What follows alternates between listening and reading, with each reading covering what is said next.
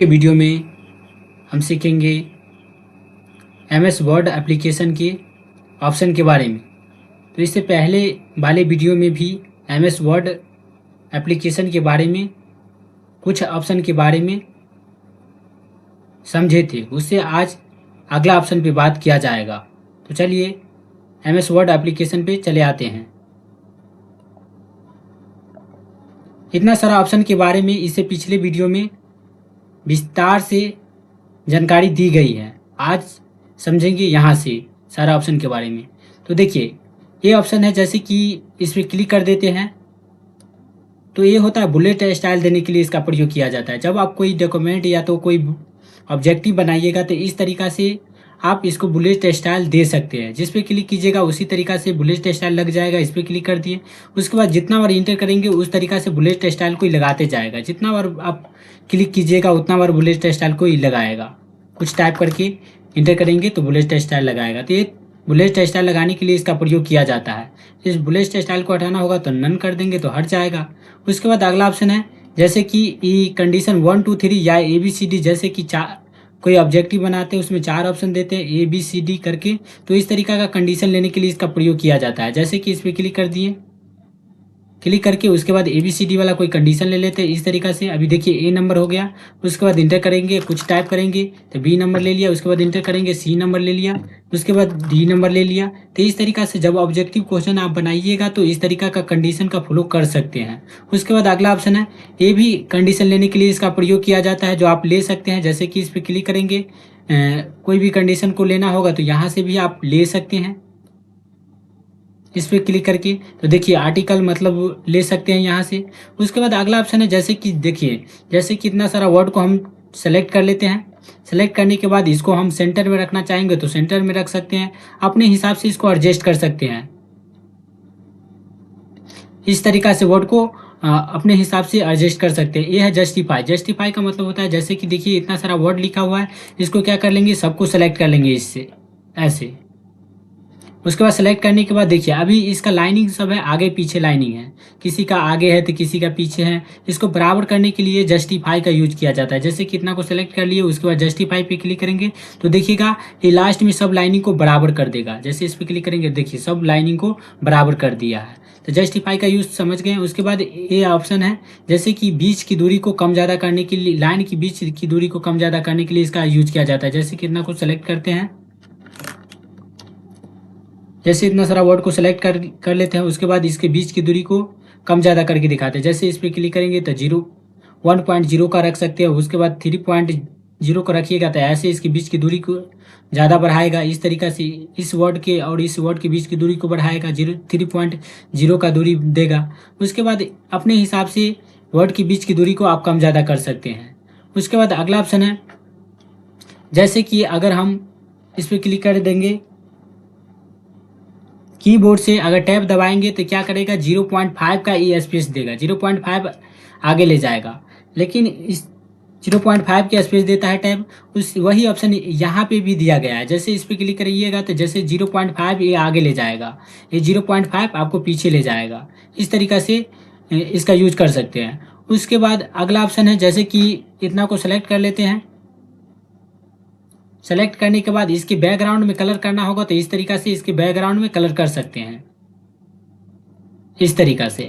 उसके बाद अगला ऑप्शन है, जैसे कि इम्पोर्टेंट वर्ड सब में अगर जैसे कि बॉर्डर सब लगा हुआ रहता है उस तरीका से बॉर्डर इसको लगा सकते हैं।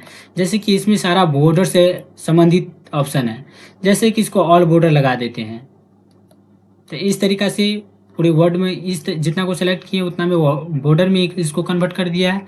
उसके बाद ये है ए से जेड तक। ए से जेड तक का मतलब होता है कि अगर देखिए जैसे कि अगर हम तो 4 नाम लिख के दिखाते हैं, जैसे कि हो गया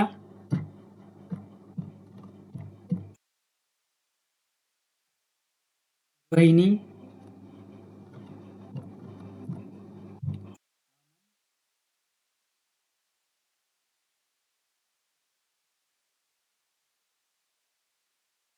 रोहन,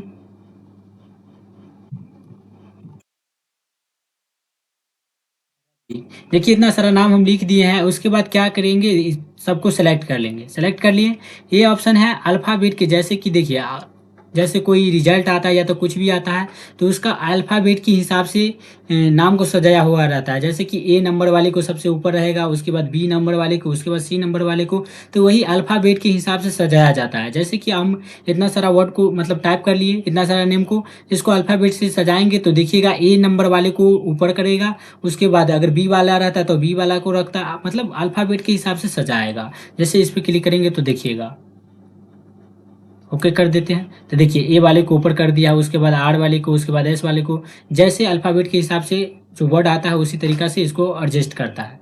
उसके बाद अगला ऑप्शन समझेंगे, जैसे कि ये पैराग्राफ को इंडिकेट करता है, शो करेगा, हाइड करेगा। जैसे कि आप यहाँ पे इसको लाइन चेंज किए हैं तो यहाँ इंडिकेट करेगा। जैसे इस पर क्लिक करेंगे तो देखिए जहाँ जहाँ हम पैराग्राफ को चेंज कर किए होंगे वहाँ वहाँ ये चिन्ह लग गया होगा, देखिए लग गया है।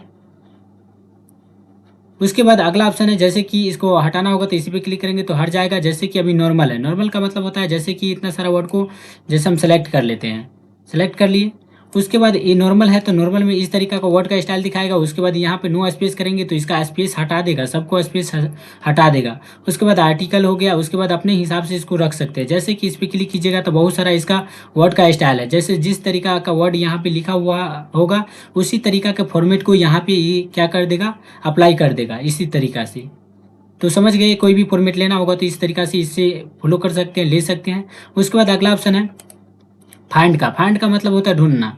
जैसे इस पर क्लिक करेंगे तो यहाँ पे फाइंड कर सकते हैं। जैसे कि अगर हम ऑन लिखेंगे तो जहाँ जहाँ ऑन रहेगा उस सबको फाइंड कर लेगा एक ही बार में। देखिए सब ऑन को फाइंड कर रहा है। इसी तरीका से मतलब फाइंड करने के लिए इसका यूज किया जाता है कि आपके डॉक्यूमेंट में कितना, जो वर्ड को आप फाइंड करना चाहते हैं वो कितना है।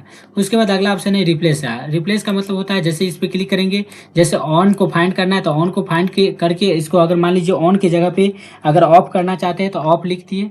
उसके बाद यहाँ पे क्या करेंगे, सबसे पहले फाइंड करेंगे, फाइंड नेक्स्ट करेंगे तो जैसे देखिए यहाँ पे ऑन को फाइंड कर लिया है।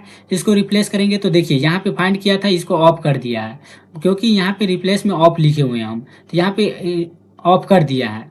तो आप क्या कर सकते हैं, जैसे कि ये वर्ड में जहाँ भी, जैसे कि ऑल रिप्लेस ऑल का मतलब होता है जैसे कि इस वर्ड में ऑन लिखे हैं और जहाँ जहाँ ऑन रहेगा इसको रिप्लेस ऑल कर देंगे तो सारा ऑन जहाँ जहाँ रहेगा वहाँ वहाँ ऑफ कर देगा। तो इस तरीका से इसका यूज कर सकते हैं। उसके बाद अगला ऑप्शन है सेलेक्ट का। सेलेक्ट का मतलब होता है जैसे इस पर क्लिक करेंगे तो सेलेक्ट ऑल का मतलब होता है पूरे को सिलेक्ट करना। अगर कीबोर्ड से पूरे को सिलेक्ट करना होगा तो कंट्रोल के साथ ए प्रेस करेंगे तो ऑल सेलेक्ट हो जाएगा। उसके बाद अगला ऑप्शन इसी भी सेलेक्ट में है, सेलेक्ट ऑब्जेक्ट। सेलेक्ट ऑब्जेक्ट का मतलब होता है कोई ऑब्जेक्ट सब लिए रहेंगे तो ऑब्जेक्ट को सेलेक्ट करेगा। जिससे इस तरीका से कोई ऑब्जेक्ट रहेगा आपके डॉक्यूमेंट में तो ऑब्जेक्ट को सेलेक्ट करेगा। उसके बाद इसमें कोई 2 3 4 शेप ले लेते हैं। जैसे इस पर क्लिक करते हैं, इस तरीका से शेप सब ले लेते हैं।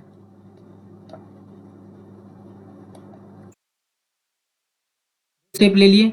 उसके बाद अगला ऑप्शन है जैसे कि सेलेक्ट ऑल टेक्स्ट विथ।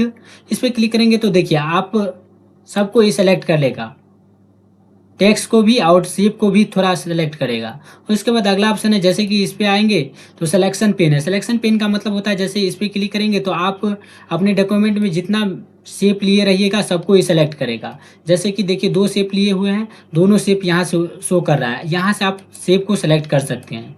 इस तरीका से शेप को सेलेक्ट कर सकते हैं। तो आज सेलेक्ट के ऑप्शन तक समझे हैं। आज की वीडियो में इतना काफ़ी है। अगले वीडियो में अगले ऑप्शन पे बात किया जाएगा। धन्यवाद।